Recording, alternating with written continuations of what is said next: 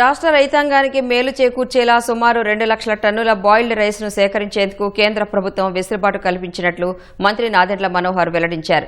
దీనివల్ల నిల్వ ఉన్న ధాన్యం సమస్య త్వరలోనే పరిష్కారం కానున్నట్లు తెలిపారు.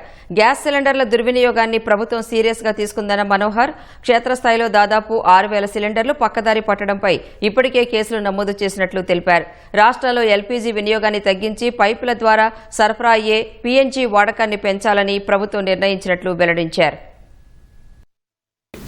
ఇక్కడ రైతులు ఇబ్బంది పడకుండా ఉండాలి. ఎంఎస్పీకి ఖచ్చితంగా కొనాలి. గోతాల విషయంలో వీళ్ళెవరు కూడా ఇబ్బంది పెట్టకూడదు రైతాంగాన్ని విషయంతో డైరెక్ట్ గా జేసీ గారి పర్యవేక్షణలోనే తహసీల్దారు, ఆర్ఎస్కే సిబ్బంది, అక్కడున్న మా సిఎస్డిటీలు వీరందరితో కూడా డైరెక్ట్ గా ఆర్ఎస్కేల ద్వారానే మేము గోతాలు సరఫరా చేస్తున్నాం. ఖరీఫ్ తో పోల్చుకుంటే ఒక 50% బెటర్ గా ఉంది. మేము సోమవారం ఢిల్లీ వెళ్తున్నాం. ఢిల్లీలో కూడా మేము అక్కడ ఉన్న అధికారులతోటి సమీక్షా సమావేశం ఏర్పాటు చేసుకుని దీనికి ఒక సొల్యూషన్ అనేది తీసుకురావాలని మేము ప్రయత్నం చేస్తున్నాం. తప్పకుండా ఆల్టర్నేటివ్ ఈ గనీ బ్యాగ్స్ బదులు ఆల్టర్నేటివ్ ఏం చేయగలుగుతాం మనం ప్యాడీ ప్రొక్యూర్మెంట్లో అనే దానిపైన మేము అధ్యయనం చేశాం ఆల్రెడీ. కానీ ఒకసారి వాళ్ళ పర్మిషన్ కూడా తీసుకోవాలి కాబట్టి కేంద్ర ప్రభుత్వంతో మేము చర్చించిన తర్వాత ఈ సమస్య రాకుండా చూస్తాం. ఇదివరకు ఉన్నంత డిమాండ్ లేదు ఈ రోజున. ఇప్పుడు గతంలో కేరళ రాష్ట్రానికి ఎక్కువగా వెళ్లేది. ఇప్పుడు కేరళ రాష్ట్రంలో కూడా ఆ వెరైటీ ఎక్కువ వాడడం లేదు.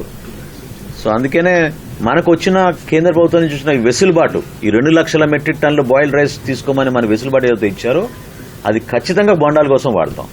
వారం రోజుల లోపే ఈ గ్యాప్ ఏదైతే ఉందో డెలివరీ గ్యాప్ దాన్ని 4 రోజులకి తగ్గించాలని ఎల్పీజీ గ్యాస్ విషయంలో వాళ్ళతో స్పష్టమైన కమిట్మెంట్ తీసుకున్నాం.